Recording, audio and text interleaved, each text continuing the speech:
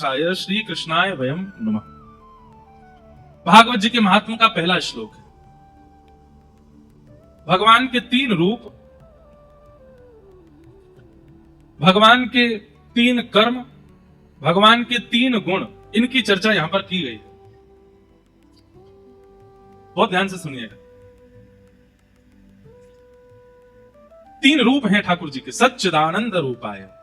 सबसे पहला भगवान का स्वरूप क्या है? सत्य। आप उनको अष्ट धातु का बोलते हो, आप उनको मार्बल का बोलते हो, आप उनको सोने का बोलते हो, चांदी का बोलते हो, ये जघन्य अपराध है। ठाकुर जी को कभी भी पाषाण नहीं बोलना चाहिए। ठाकुर जी हैं। पाषाण कब बोला जाता है? जब उनके प्रति सत्य की भावना ना हो। एक बात बहुत ध्यान से सुनिएगा। ये कौन है? ये रमेश है। ये कौन है? ये सुरेश है। ये कौन है? राम सहाय है। ये कौन है? अंकुश है। ये कौन है? आशीष है। ये कौन है? राजीव है। सबके नाम होते हैं, लेकिन जैसे व्यक्ति के प्राण निकल जाते हैं, आप लोगों ने सुना होगा, क्या बोलते हैं? क्या है? शव है, बॉडी है। क्या बोलते हैं? शव है। जब किसी के घर में प्राण चले जाते हैं तो यही कहते हैं कि भाई उनका पार्थिव शरीर कब लाया जा रहा है, उनकी बॉडी कब लाई जा रही है, उनका शव। हम बॉडी तो अभी भी है, पर अभी क्यों नहीं बोला जाता? क्योंकि हमारे चित्त में चैतन्य विराजमान है, वो परमात्मा विराजमान है, जिसके कारण आंख देख पा रही है, नाक सूंघ पा रही है, कान सुन पा रहे हैं, हाथ कर्म कर पा रहे हैं, पैर चल पा रहे हैं। और जैसे ही वो चैतन्य तत्व हमारे त्याग कर देता है तो हमारा नाम भले ही कुछ भी हो, लेकिन हमको संबोधित क्या किया जाता? पार्थिव शरीर। शरीर तो हम पहले भी हैं, बॉडी तो हम पहले भी हैं, लेकिन मृत्यु के बाद ही क्यों संबोधित किया जाता है? क्योंकि अब चित्त में चैतन्य नहीं है, अब उसके अंदर आत्मा नहीं है। अगर आप ठाकुर जी को मूर्ति कहते हो, अगर आप ठाकुर जी को पाषाण कहते हो, अगर आप ठाकुर जी को अष्ट धातु का, इनका, उनका आदि आदि बोलते हो, एक प्रकार से आप वही अपमान कर रहे हो जो चैतन्य व्यक्ति को पार्थिव शरीर बोलने के समान होता है। अब कोई व्यक्ति यहां से निकल के गया, मैंने कहा ओ भैया बॉडी, ने रुकिए रे, ओ भैया मांसपेशियों के भंडार, ने रुक जा, ओ चलती फिरती हड्डी, ने रुक। उसको कितना बुरा लगेगा? भाई वो जीवित है, उसका नाम बोलिए। और नाम नहीं पता तो राधेश्याम भैया, ओ भैया सीताराम, ने रुको। हमारे संत समाज में एक बात बहुत ध्यान से सुनिएगा। देखो इधर देखो सब लोग। अगर आप तिलक लगाते हैं, आप ठाकुर जी की सेवा करते हैं, आप वैष्णव हैं, तो आपको एक नियम बनाना चाहिए। अपने परिवार में, अपने कुटुंब में और अपने काम पर भी जहां भी आप जाते हो, कभी भी किसी को ऐसे नहीं बोले ए सुनो, या ए सुनो, ए, या फिर वो ऐसे करके नहीं बोलना चाहिए। वैष्णव यदि हो, राधेश्याम, ओ राधेश्याम, सीताराम भैया सीताराम, सुनो। इससे दो काम होंगे, सामने वाला व्यक्ति सुनेगा भी और आपका भजन भी हो जाएगा। संत समाज में, हमारे भारत के संत कभी भी ऐसे नहीं बोलते ए सुनो, ओ सुनो, ओ भैया सुन। वो ऐसे बोलेंगे हे सीताराम, राधेश्याम, राधे राधे।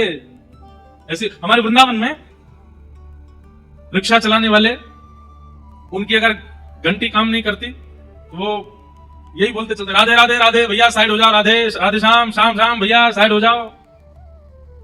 दो काम हो गए, आपका कार्य भी हो गया, भजन भी हो गया। वैष्णव का ये स्वरूप होना चाहिए। प्रसाद भी पा रहे हो, अब पत्नी को बुलाना है, उसका भी नाम मत बोलो यार, रोटी के लिए मत बोलो राधेश्याम, जोर से चिल्लाओ। बोले क्या बात है, प्रसाद लाओ, कुछ लाओ। एक बार भगवान नाम किसी को पुकारने में ही, किसी को बुलाने में ही, किसी को इशारा करने में ही नाम तो निकलेगा। इसको कहते हैं सहजा भजन। ये सहज भजन है और ये हर वैष्णव को करना चाहिए। कम से कम खरगोन में आज की कथा का एक सूत्र लेकर के जाओ कि अब घर में किसी को भी बुलाना है, किसी को भी पुकारना है, किसी को भी इशारा करना है, किसी को भी साइड हटने को बोलना है। कथा में भी आप आते हो, भैया हटना, बहन जी हटना, नहीं, राधेश्याम राधेश्याम, जोर जोर से बोलोगे 2-3 बार। अरे मैं कह रहा हूं जितनी देर नहीं सुनेगा उतनी देर भजन बनता रहेगा। आप कहोगे कि महाराज जी सुने ही नहीं रहे हैं, ठीक है, तो जब तक नहीं सुने बोलते रहो, आपका तो नाम जप हो रहा है ना। ये वैष्णव का स्वरूप होता है। तो हम निवेदन कर रहे थे कि ठाकुर जी को पाषाण मत बोला कीजिए, वो सत्य है। अरे हम कहते हैं कि जब आप किसी पोस्टर में भी ठाकुर जी का चित्र देखते हैं ना, ठाकुर जी का चित्र प्रकट होते ही वो पोस्टर भी भगवान है। इसलिए हम निवेदन भी करते हैं कि ज्यादातर कथाओं के कार्ड में या जो डिस्पोजल होने वाली चीजें, उसमें ठाकुर जी का चित्र देना ही नहीं चाहिए। संकेत कर दो, नाम आदि भाव बता दो, लेकिन ठाकुर जी का चित्र मत दो, क्योंकि वो चित्र में परिपूर्ण है। आपको लग रहा होगा कि पीछे कटआउट लगा, एक पोस्टर जैसा लगा, नहीं, साक्षात ठाकुर जी हैं। और आप ये भावना धारण करके 7 दिन कथा सुनो, 7 दिन में एक दिन तो अनुभव होगा कि अपने नैन मटका रहे थे, अपनी भौं हिला रहे थे, आज इनका मुकुट थोड़ा टेढ़ा सा था। सत्य भावना रखते ही ठाकुर जी का अनुभव होना प्रारंभ हो जाता है। हमें अनुभव क्यों नहीं होते? क्योंकि हमारा उनके प्रति सत्य भाव नहीं है, सत्य स्थिति नहीं है। उनको सत्य मानो। तो भगवान का सबसे पहला स्वरूप क्या है? सत्य। ठाकुर जी को जहां भी देखो इसी भाव से प्रणाम करो कि ये, मैं एक बात कहता हूं कथा में, ठाकुर जी हमारे साथ एक खेल खेलते हैं। कौन सा खेल? सब लोग इधर देखो। एक आप लोगों ने शायद बचपन में खेल खेला होगा, विष अमृत। विष अमृत खेला? एक विष अमृत के जैसा एक और खेल होता था। आजकल के छोटे बच्चों को तो पता ही नहीं होगा कौन सा खेल है, विष अमृत कौन सा है। इनको भी बताइएगा, माता पिता अपने अपने छोटे छोटे बच्चों के संग भी खेलिएगा। एक उसमें और हम लोग खेलते थे, उसको इंग्लिश में ऐसे बोलते स्टैचू। एक व्यक्ति गिनती करता था 10 तक, 1 2 3 4 10 तक गिनती करता था। पीछे उसके सारे बहन भाई अलग अलग आकृति बनाते थे, और जैसे ही 10 पूरा होता तो वो पीछे घूम के देखता, तो जो जैसा है वो वैसे ही रह जाता। अब उसका काम क्या है? सबको हंसाओ, और जो हंस गया, बात क्या है, छीना नहीं है, कुछ भी बोल सकते हो, कुछ भी कह सकते हो। सामने वाले ने अगर अपनी पलक झपकी, अगर वो जरा सा भी हंसा, आप जीत गए, वो हार गया। ठाकुर जी हमारे साथ ऐसा ही खेल खेल रहे हैं, स्वयं स्टैचू बन के खड़े, और हमसे कह रहे हैं अपने भक्ति के मार्ग से, अपने कथा के भाव से, अपने कीर्तन से, अपने भजन से, अपने नाम जप से तुम कैसे भी करके मेरे इस स्टैचू भाव को विलग करके दिखाओ। आज तक करते आए ठाकुर जी, लेकिन ऐसे ही खड़े हैं। इसका मतलब वो जीत रहे हैं, हम हार रहे हैं। लेकिन मीराबाई ने ऐसा गाया कि ठाकुर जी हार गए, मीराबाई जीत गई। सूरदास जी ने ऐसा गाया, सूरदास जीत गए, ठाकुर जी हार गए। भैया भक्ति क्या है? एक खेल है।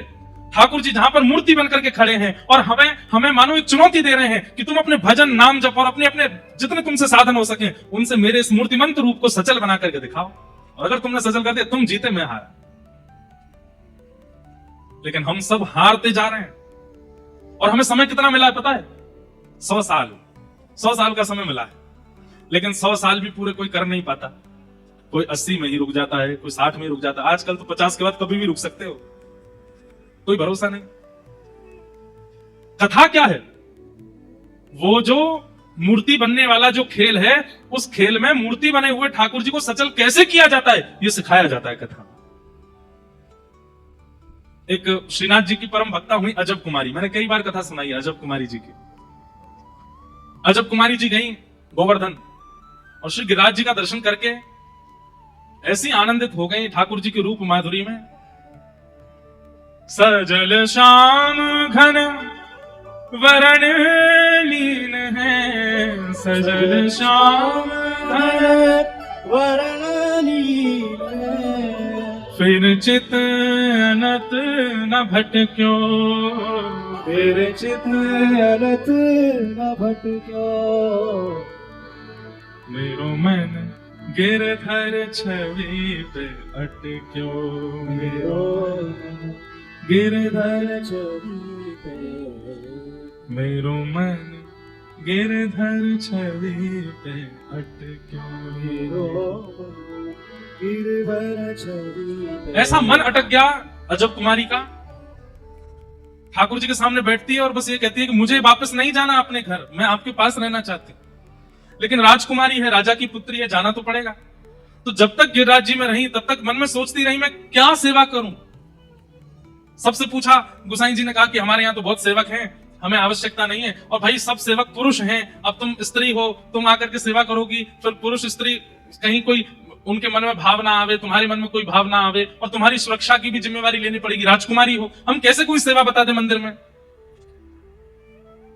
अजब कुमारी बोली तो मैं अपने आप कोई सेवा कर सकती हूँ? बोले क्या? बोले मैं खेल खेलूंगी ठाकुर जी के साथ। और अजब कुमारी ठाकुर जी के साथ चौसर खेलती थी। कभी बंधुओं करके देखिए, लूडो होता है ना, लूडो, कभी टाइम मिले, घर पे फ्री बैठे हो, ठाकुर जी के सामने लूडो खोल लो। हरी वाली जो पारी है वो ठाकुर जी की तरफ कर दो, लाल वाली अपनी तरफ कर लो। ऐसा कहते हैं हरी हरावे लाल जितावे। और फिर उसमें क्या कीजिए, ये कोई शास्त्रीय बात नहीं है, लेकिन कर सकते हैं। परंतु में देखिए, भक्त जो करता है ना वो शास्त्रीय हो जाता है। एक बार अपनी चाल चलो और फिर दूसरी बार ठाकुर जी की चाल चलो, पर चीटिंग मत करना। आप अनुभव करेंगे कि जब आपकी गोटी कटने वाली होगी ना ठाकुर जी से, ठाकुर जी के मुख पर एक अद्भुत प्रसन्नता होगी। और जब ठाकुर जी की आप काटने वाले होंगे, ठाकुर जी के मुख पर थोड़ी सी उदासी दिखेगी, ठाकुर जी घबरा रहे हैं, मेरी गोटी मत काटे। और ये हमने कहां से सीखा? ये अजब कुमारी से सीखा। अजब कुमारी ठाकुर जी के सामने चौसर खेलती है। एक बार अपनी चाल चलती है, दूसरी बार ठाकुर जी की चाल चलती है। अजब कुमारी इतनी निपुण है खेल में, उससे कोई नहीं जीत सकता। लेकिन हर दिन खेल खेलते खेलते खेलते खेलते अंत में जैसे ही अजब कुमारी जीतने वाली होती है, ठाकुर जी को जिता देती है। और जैसे ही ठाकुर जी को जिताती है, ठाकुर जी के मुखमंडल पर एक अद्भुत प्रसन्नता, जिसका दर्शन सब दर्शनार्थियों को होता था। ठाकुर जी मुस्कुरा रहे हैं, ठाकुर जी के गाल गोल गोल हो रहे हैं, ठाकुर जी थोड़े अधर चौड़ा रहे हैं, प्रसन्न हो रहे हैं।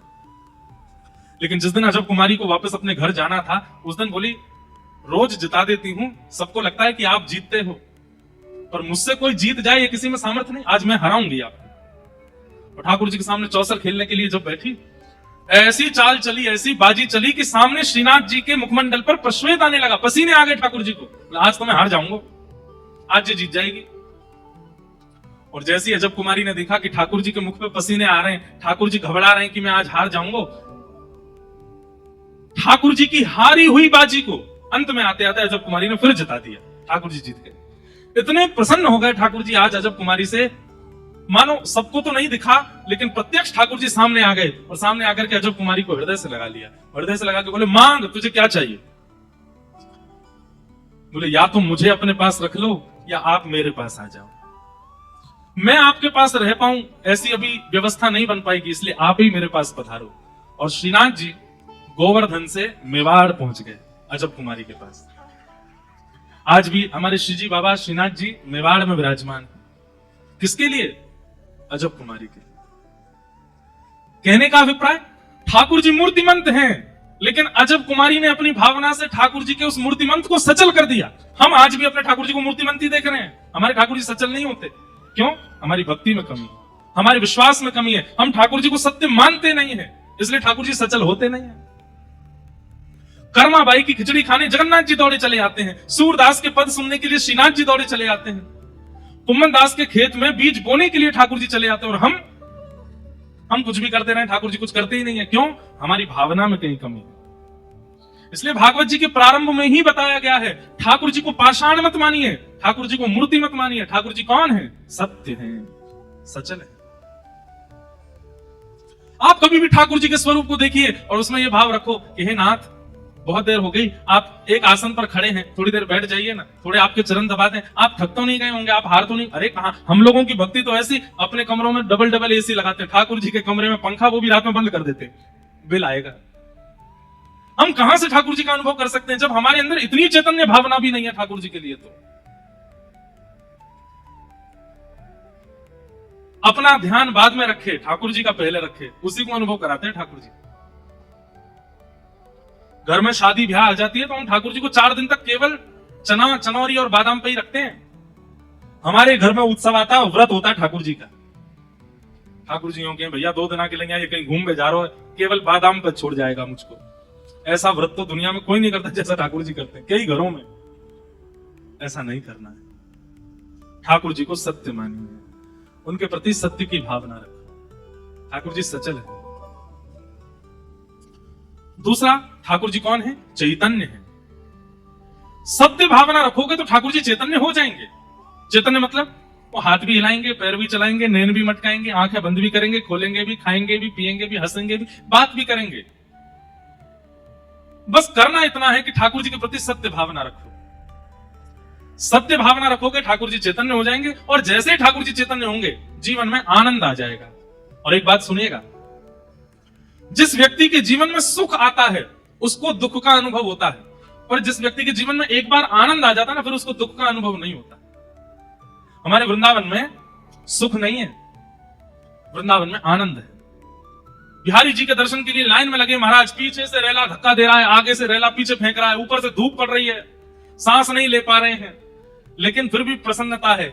इसी को आनंद कहते हैं कि अव्यवस्था है, पर अव्यवस्था में भी आपका चित्त परम आनंद में है।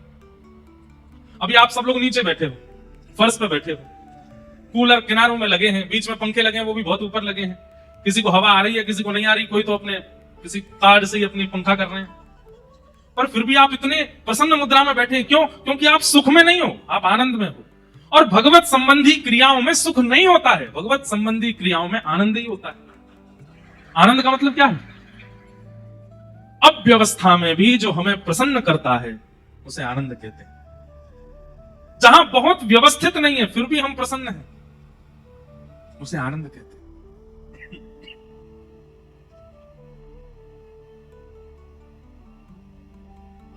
उसे आनंद, इसीलिए नंद घर आनंद भयो, नंद घर सुख भयो, यशोदा घर सुख भयो नहीं कहते।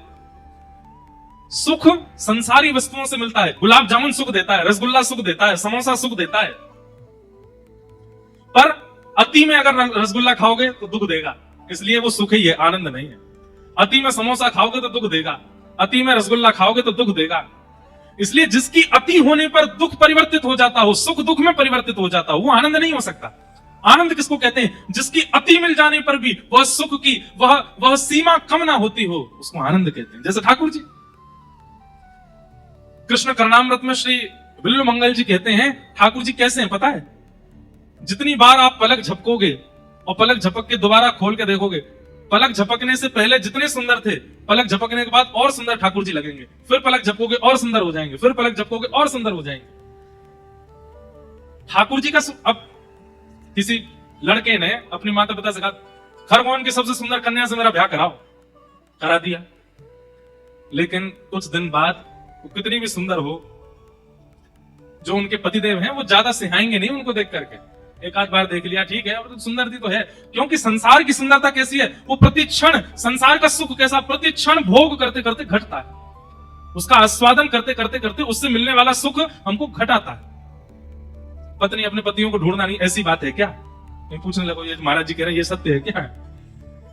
लेकिन ठाकुर जी का स्वरूप कैसा है?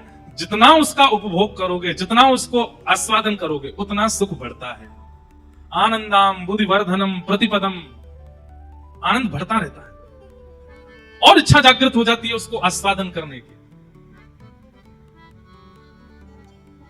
इसलिए ठाकुर जी कौन है? आनंद, सुख नहीं है। और कथा, आज पहला दिन है, 7वां दिन जब कथा का होगा तो आप सब कह उठेंगे, कथा भैया 7 दिन की नहीं, 1 महीना 1.5 महीना की होनी चाहिए। क्यों? 7 दिन में तो कुछ पता ही नहीं चला, 7 दिन में तो कुछ हुआ ही नहीं। और वहीं पिक्चर आप देखने जाओ तो 3 घंटा वाली भी लगती है, कब पूरी होगी, खत्म क्यों नहीं हो रही है? और कथा में ये लगता है कि खत्म क्यों होगी, विश्राम क्यों होगी, चलती रहे, क्यों? क्योंकि आनंद है। जैसे मान लीजिए आपने अगर 1 लाख नाम पूरे कर लिए तो आपका कोई एक पाप, जो आज तक आपने जितने पाप किए उनमें से एक पाप 1 लाख नाम के बदले खत्म। लेकिन हमारी व्यासपीठ से हम निवेदन करते हैं गिनती नहीं करनी चाहिए, करते चलो करते चलो। लेकिन आप घर पर बैठ करके, एकांत में बैठ करके 1 लाख नाम जपेंगे तब एक पाप कटेगा। लेकिन जब इतने वैष्णव समूह चारों ओर बैठते हैं, भागवत जी सन्मुख होती है, व्यास आसन पर व्यास विराजमान है, भागवत जी की पवित्रतम कथा चल रही है, उस समय एक बार हरि बोल बोला जाता है तो वो 1 लाख के समान हो जाता है। एक बार राधेश्याम बोला जाए, एक बार सीताराम बोला जाए, तो फिर वो 1 लाख के समान ही उसका बल होता है। इसलिए कथा में भगवान नाम जब व्यास मंच से बुलवाया जाए ना तो खूब उत्साह से बोलना चाहिए। इतना सुंदर चरित्र श्री चैतन्य महाप्रभु का। आप श्री नित्यानंद महाप्रभु को और श्री हरिदास ठाकुर जी आपके दोनों अनुयायी हुए, उनसे कहते हैं कि जाओ और घर घर से नाम की भिक्षा लेके आओ। अगर कोई राजी राजी हरि नाम नहीं बोलेगा तो जिद करके बुलवाएंगे, लेकिन बुलवाएंगे। तो नित्यानंद जी जाते और द्वार पर जाकर के कहते भिक्षा दे दो। तो द्वार के लोग कहते क्या भिक्षा में चाहिए? बोले हरि बोल बोल दो, बस एक बार हरि बोल बोल दो। कोई लड़ने लगता, ये हरि बोल हरि बोल हरि बोल बुलवाते रहते हो, हरि बोल बोलने से कोई घर चलता है क्या? नित्यानंद महाप्रभु कहते आपको घर चलाने के लिए क्या करना है? तो माताएं कहती हमको सब्जी बनानी है, रोटी बनानी है, चावल बनाने हैं, पति आएंगे आकर के चिल्लाएंगे भोजन कराओ, बच्चे आएंगे बोलेंगे भोजन कराओ। कौन? हम अगर भजन करेंगे तो भोजन कौन बनाएगा? तो नित्यानंद महाप्रभु बोलते मैं भोजन बना दूं, मैं भीतर जाके मैं सब्जी काट दूंगा, मैं दाल बना दूंगा, मैं रोटी बना दूंगा, आप भजन करो। मैं करूंगा आपकी सेवा, लेकिन आप भजन करो। तो कहते ऐसा क्या है इस हरि बोल में कि आप हमारे घर पे सब्जी काटने को तैयार हो, रोटी बनाने को तैयार हो, ऐसा क्या है हरि के नाम में? नित्यानंद महाप्रभु कहते हैं, बोले जिस प्रकार रसगुल्ला बोलते बोलते बोलते बोलते सामने वाले का मुख मीठा हो जाता है, लेकिन रसगुल्ला खाने पर ही उसका स्वाद असली पता चलता है, ऐसे मेरे बताने से तो आपको केवल मिठास का अनुभव होगा, जब स्वयं बोल करके देखोगे तब पता चलेगा कि हरि बोल से क्या होता है। मैया तेरे पांव पड़ूं एक बार हरि बोल, मैया तेरे पांव पड़ूं एक बार हरि बोल। और सामने वाले इतने जिद्दी नहीं बोल रहे, अब बताओ तो नित्यानंद महाप्रभु पता क्या बोलते? यही मर जाऊंगो एक बार हरि बोल, यही मर जाऊंगो एक बार हरि बोल। लोग बाग दुनिया में सामने वाले को डराने के लिए कहते हैं फांसी लगा लूंगा, मुझे 1 लाख रुपए दे दो, नहीं दिए तो मैं ऐसा कर लूंगा, नहीं दिए तो मैं ये कर लूंगा, तुमने अगर मुझसे शादी नहीं करी तो मैं नस काट लूंगा। लेकिन यहाँ नित्यानंद महाप्रभु कह रहे हैं अगर तुमने हरि बोल नहीं बोला तो तुम्हारे द्वार पर ही अपने प्राण त्याग दूंगा, एक बार हरि बोल दो, क्या जाता है तुम्हारा, एक बार बोल दो। सामने वाला थोड़ा झिझा करके बोलता, बोल दिया लो हरि बोल। नित्यानंद महाप्रभु बोले अब जब एक बार बोल दिया है तो एक बार और बोल दो। बोले तुमने कहा था एक बार बोलने को, कुछ लग थोड़ी रहा है, तुम्हारे पैसे थोड़ी लग रहे हैं, एक बार बोल दिया एक बार और बोल दो। कोई भी चीज सिंगल नहीं होनी चाहिए, युगल होनी चाहिए, एक बार और बोल दो, एक बार और बोल देते हरि बोल। नित्यानंद महाप्रभु कहते बस अब हम जा रहे हैं, जल्दी जाओ यहाँ से। तो नित्यानंद महाप्रभु कहते अब हम जा रहे हैं तो कम से कम विदाई तो दे दो हमको। बोले क्या विदाई चाहिए? बोले एक बार और हरि बोल बोल दो। बंधुओं, सामने वाला व्यक्ति जब तीसरी बार हरि बोल बोलता था, 3 बार हरि बोल बोलती उसके चित्त में प्रेम लक्षणा भक्ति प्रज्वलित होने लगती थी, और वो तो बस भुजा उठा करके नित्यानंद महाप्रभु के साथ ही नृत्य करने लगता था। उन्होंने 3-3 बार हरि बोल बुलवा करके कितनों को वैष्णव भक्त बनाया। हरि नाम, हरि कथा, हरि स्वरूप की कैसी महिमा है, ये तो तभी पता चलेगा जब उसमें प्रवेश करोगे। केवल सुनने मात्र से काम नहीं चलेगा, एक बार हरि नाम को अपने जीवन में लेकर के देखिए, और फिर जीवन हरि नाम को देकर के देखिए, आप उसका अनुभव करेंगे। कैसा अनुभव? शरीर में कितनी भी बाधाएं हो जाएं, पीड़ा नहीं होगी आपको। जीवन में कितनी भी रुकावटें आ जाएं, आपको चिंता नहीं होगी आपको, अगर हरि नाम जीवन में होगा तो। जैसा एक सामान्य व्यक्ति का जीवन होता है वैसा ही चलेगा सब कुछ, लेकिन आप प्रभावित नहीं होगे उससे। ये हरिनाम की महिमा। ऐसे भगवान सच्चिदानंद रूपाय, 3 रूप हैं, सत्य, चैतन्य और आनंद। विश्वोत्पत्त्यादि हेतवे, विश्व की उत्पत्ति, पालन और संहार जो करते हैं। तापत्रय विनाशाय, 3 प्रकार के तापों का जो उपशमन करते हैं। श्री कृष्णाय वयम् नमः, ऐसे श्री कृष्ण को हम बारंबार प्रणाम करते हैं। एक बात बोले बंधुओं, ठाकुर जी की सेवा अगर घर पर विराजमान है और आप ठाकुर जी की खूब सेवा करते हैं, कथा सुनते हैं, सत्संग करते हैं, तिलक लगाते हैं, कंठी पहनते हैं, एकादशी करते हैं, तो संसारी उपलब्धियां और संसारी रुकावटों से आप विचलित नहीं होंगे। ये एक घोर संसारी व्यक्ति का लक्षण है कि वो रोता ही रहता है, मुझे ये नहीं मिला, मुझे ये नहीं मिल रहा, मेरे साथ ये नहीं हो रहा, मेरा ये काम नहीं बन रहा, मेरे बच्चों को ये प्राप्त नहीं हो रहा, मेरी पत्नी ऐसी। वो रोने वाली जो स्थिति है वो महासंसारी व्यक्ति की होती है। भगवत भक्त कभी रोता नहीं, वो हर चीज का धन्यवाद और कहता है। जैसे कहीं पर इन्वेस्टमेंट किया और लॉस हो गया, धन्यवाद ठाकुर जी, आपकी बड़ी कृपा। निश्चित ही ये पैसा अगर मेरे पास रहता तो मेरे और मेरे परिवार के लोगों की मति को भ्रष्ट कर देता, आपने कहीं लगवा करके नष्ट करवा दिया, बहुत बहुत कृपा आपकी, धन्यवाद। वैष्णव व्यक्ति हर स्थिति की धन्यवाद कहता है। पत्नी अनुकूल मिल गई, धन्यवाद प्रभु, मैं अकेला भजन करता था, अब दोनों भजन करेंगे। और प्रतिकूल मिल गई तो भी ठाकुर जी बड़ी कृपा आपकी, आपने प्रतिकूल पत्नी दी है, मेरी सुनती ही नहीं है, मेरी मानती ही नहीं है, मेरे प्रति बिल्कुल सम्मान नहीं रखती, बहुत अच्छी कृपा है आपकी। क्यों? अगर जरा भी सम्मान करती, प्रेम करती तो इससे भी प्रेम हो जाता मुझे। आपने अच्छा किया, इसको विपरीत रखा, अब इसके बट का प्रेम भी आपसे ही करूंगा मैं। हर चीज में प्रसन्न। चलते चलते गिर गए, पांव टूट गया, जय हो ठाकुर जी, बड़ी कृपा आपकी, वाह, पांव तोड़ दिया मेरा, हड्डी हड्डी सब टूट टाट गई है, भीतर डॉक्टरों ने कहा है 3 फ्रैक्चर आए हैं। मुझे पता है आप चाहते हैं कि मैं कुछ दिन आराम करूं, इसीलिए मेरा पांव तोड़वा दे। कोई नहीं, अब आराम करूंगा, आप जैसे चाहोगे। वैष्णव व्यक्ति का यह स्वरूप होता है, वो किसी भी बात की ठाकुर जी से शिकायत नहीं करता, हर स्थिति को स्वीकार करता है, चाहे जैसी। तापत्रय विनाशाय, सुदामा जी ने कभी शिकायत नहीं की भगवान से, मीराबाई ने कभी शिकायत नहीं की कि आपने ऐसा क्यों किया मेरे साथ। गजेंद्र ने कभी शिकायत नहीं की, शिकायतें तो हम करते हैं। और एक बात बोले बंधु, ये प्रेम का स्वरूप नहीं है। जैसे कोई कहे आपसे कि मैं आपसे बहुत प्रेम करता हूं, लेकिन सुबह से शाम तक केवल शिकायत ही करता रहता है, ये हो गया, तुमने ये नहीं किया, तुमने, तो कहीं ना कहीं उसका प्रेम अभी उस स्थिति का नहीं है, इसलिए शिकायत है। प्रेम में शिकायत नहीं होती, प्रेम में स्वीकार होता है। शिकायतें बहुत ज्यादा जहां होती हैं, वहां कहीं ना कहीं प्रेम घट गया है, प्रेम थोड़ा कम है, इसलिए शिकायत है। जैसे स्कूल में जब हम पढ़ते थे, अब हमने कोई गलती की, हमारे मित्रों ने देख लिया, कई इतने उद्यमी होते थे, वो प्रतीक्षा करते थे कि कब टीचर आए और हम उनको बताएं। टीचर को पता नहीं चला है कि क्लास में कुछ ऐसा हुआ है, सर वो जो पीछे बैठा है ना बेंच पर, वो ऐसे ऐसे कर रहा था। अरे उनको पता नहीं चला, तू क्यों जाकर के बोल रहा है? ऐसे बच्चे बड़े शातिर, बड़े चालाक माने जाते थे।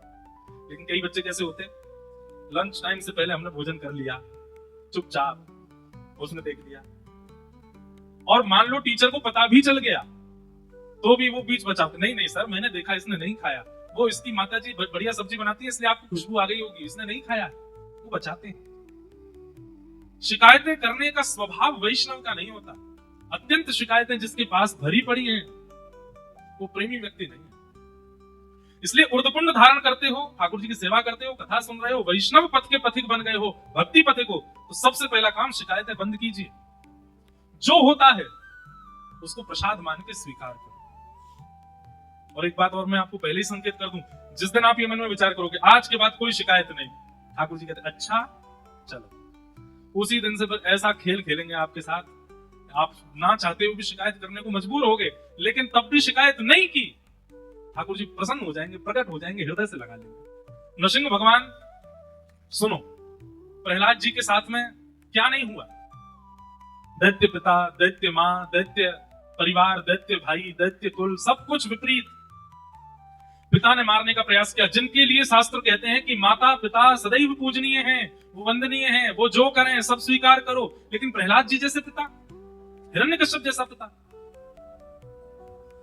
लेकिन प्रहलाद जी महाराज ने कभी शिकायत नहीं की ठाकुर जी से, स्वीकार करते गए, स्वीकार करते गए, स्वीकार करते गए, और उसका परिणाम नृसिंह बनकर के जब भगवान आए तो सबसे पहले प्रहलाद जी को गोद में लेकर कहते हैं, प्रहलाद यदि मैंने आने में विलंब किया हो तो मुझे क्षमा करना, तुम्हारे साथ कुछ गलत हुआ, ये सब मैं देखता रहा, इसके लिए मुझे क्षमा करना।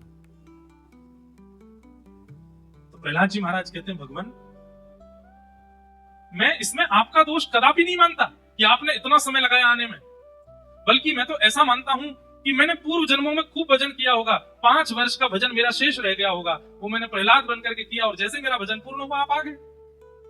अब इस बीच में मेरे साथ जो हुआ उनकी मुझे कोई शिकायत नहीं है आपसे, तो मेरा प्रारब्ध रहा होगा। और एक बात कहूं बंधुओं, प्रेमी व्यक्ति के प्रति और प्रेम प्रकट हो जाता है जब वो व्यक्ति सहकर के भी शिकायत नहीं करता। जैसे माँ, घर की माँ होती है ना,